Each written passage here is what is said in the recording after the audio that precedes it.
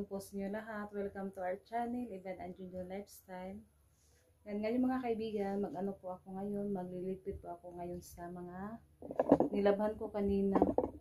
Yan, ano na kasi siya, natuyo na kasi sobrang init po kanina, kaya madali lang siya pong natuyo. Yan, iano ko po siya ngayon, itutupi. Po tayo ngayon sa nilabhan ko kanina. Para mamaya, anuhin ko na si Rosalita.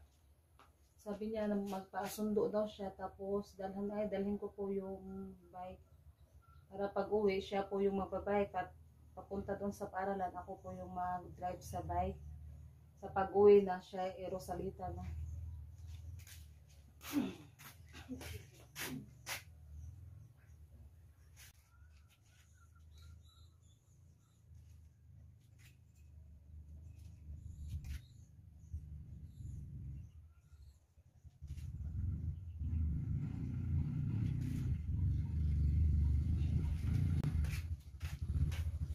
Yan, dito lang ako sa labas magtutupi mga kaibigan kasi ano siya, mahangin ba? May hangin kasi doon. Yan na ano yung hangin dito sa labas, doon sa loob mainit.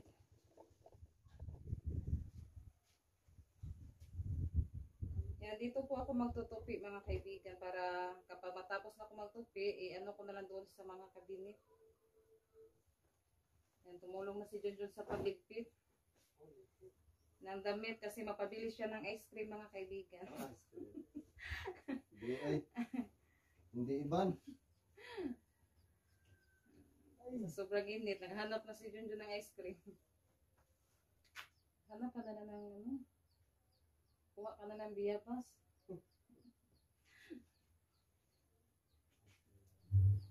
Ano pala ngayon? Sana wika. May nag-ano doon sa paaralan.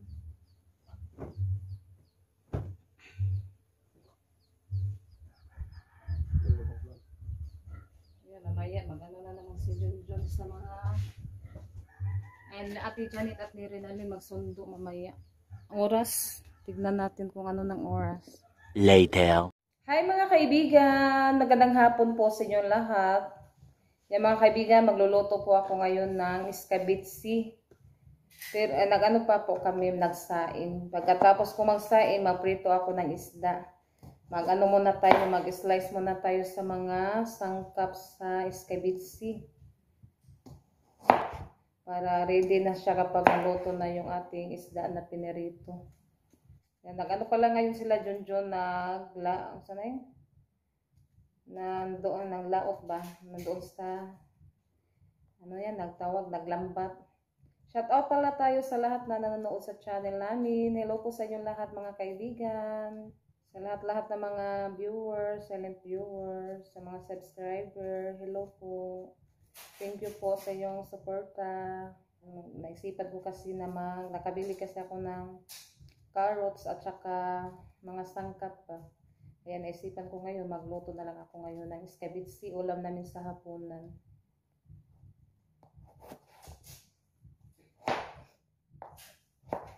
Slice natin ng maliit.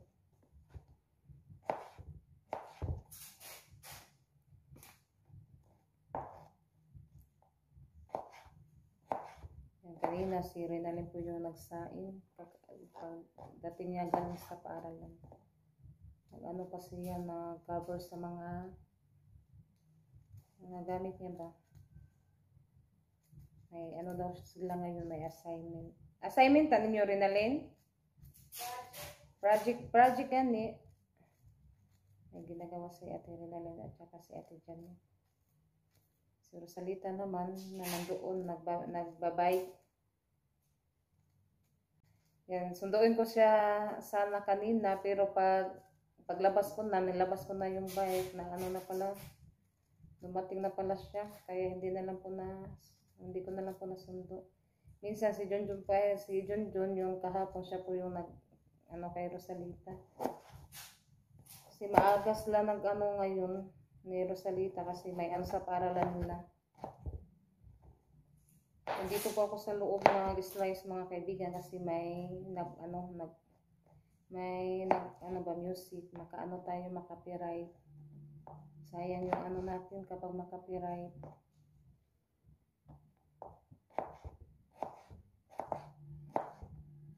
Yan, natapos na po ako sa pag-slice sa mga sangkap.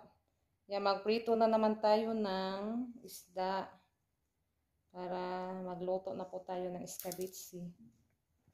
Yan mga kaibigan, ito na po yung ating isda. Yan, ano ko na po yan, ginano kasi yan ni Junjun kanina, nilagyan ng asin ba. Tapos binabad ko na naman ng tubig para hindi siya masyadong maalat. Yan kanina, ito po yung ulam namin. Adobong baboy, isa na lang po yung natira. Yung umaga yung iba binaon sa Tres Marias. Yan, yung kanin, hindi pa siya naluto. Yan mga kaibigan, yung malaking kawali po yung ginamit ko para hindi po tumalsik yung mantika. Yan, lagyan na po natin siya ng mantika kasi mainit na po yung kawali. Yan, yung ano to, yung ginamit ko na mantika ba, yung nagluto ako ng chicken joint kasi sayang yung mantika, kung itapon lang. Paanoin ko muna yung mantika kay Nisi.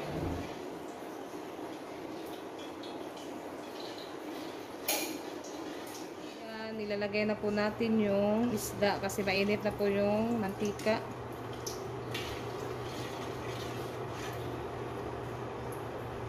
Paungan niya ng tubig dati palihog.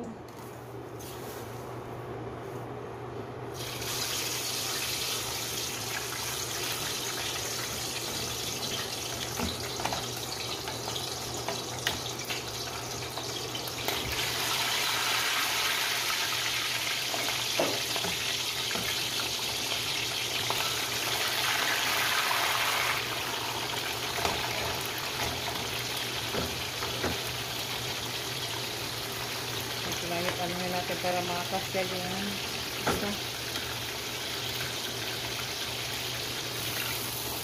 Yan, nalagay ko na po siya mga kaibigan. Yan. Ito na po yung pinirito. Yan, naluto na po siya. Mag-ano na po sa mga sangkap, mag-isa. Release mo na po ng cornstarch para sa ating escabeche.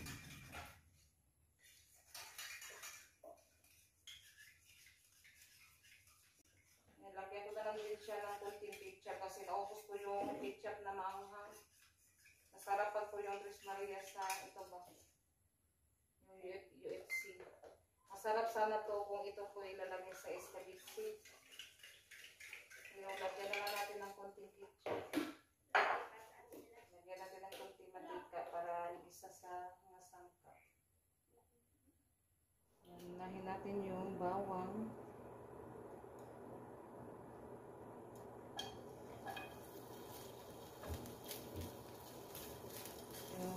Sibuyas.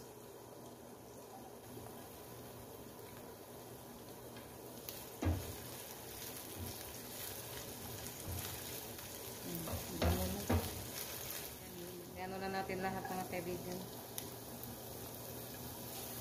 Yan, ito po yung aking ginamit para hindi maano yung kawali, nagasgas na. Ilagay na din natin yung carrots. Para ano na tayo ng sabaw. Hindi lang natin anuhin yung carrots, yung sakto-sakto lang.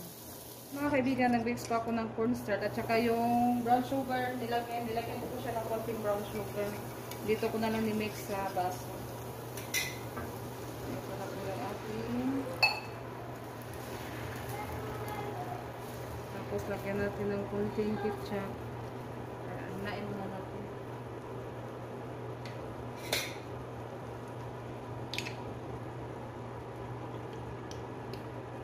Ang konti lang.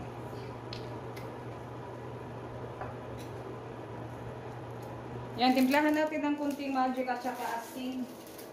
Kunting magic at asin.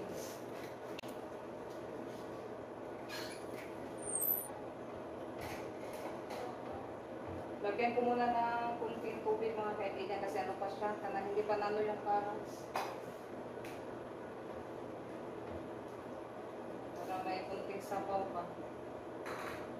Kasi para ano yung Chris Marias, mahilig sa sabaw. Lalo na po na escabitsi. Ito po yung ano nila. Escabitsi. Takpan muna natin bago natin ilagay yung isda.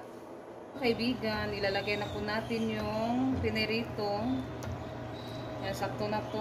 Pinahapok lang po yung ating carrots para masarap. Ito na po siya.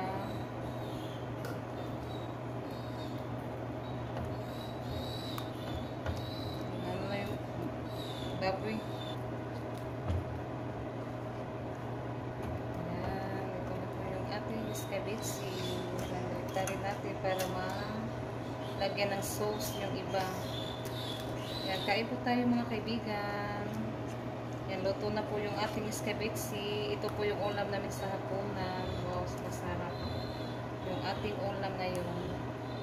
Ano po kami, hindi na kaano ng escabitsi ba ngayon. Yan. Maano to sa mga tusmerias, magustuhan. Yan, magsandok na po ako kasi kakain na po kami. Takpan ko muna.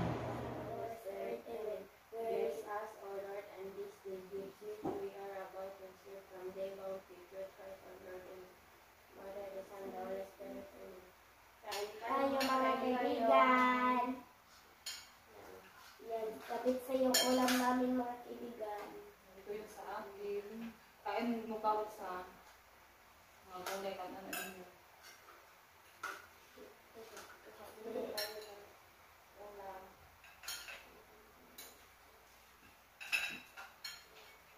Ahos lang dapat sa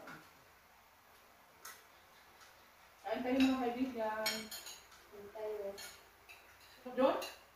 Waay na ako sa niya. Dahil na ikaw ng dagat-dagat. Ah, Bukat tulog ka sa sinin na Meron na. pinanggit sa nimo. balik si John. Mahapsan daw yung ano nila.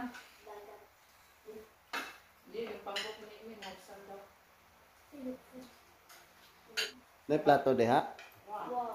Obi mo lang nalunod ka. Kain tayo mga kaibigan. Sarap ng ulam ha. Sabitsi. Kain tayo. Kala ko nandoon na sa naglampas. Hinga sa ulam. Dami daw ang dagat-dagat mga kaibigan. Ano yung isda? Kunti lang yung isda. Pag maraming Dagat-dagat. Hindi kasi si John. Nadalang nila. Yan, basit kabit siya. Tapos, hindi pa yung dagat sa pao pero kain tayo mga kaibigan. Kain tayo.